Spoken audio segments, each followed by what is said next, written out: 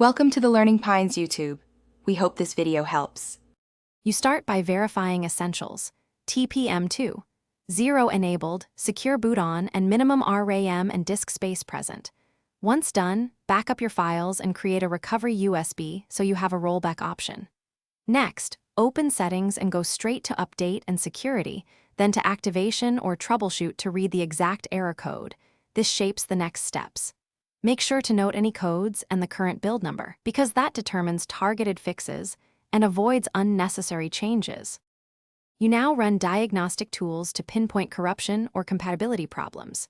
Start with PC Health Check and the Windows Update Troubleshooter and record what fails.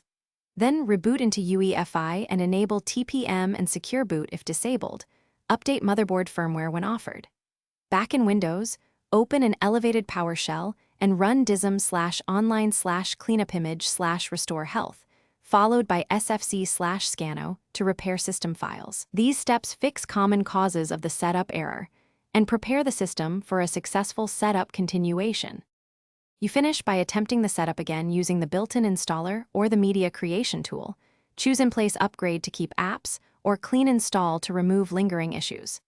If the setup still fails, capture the exact error code and collect CBS and setup logs.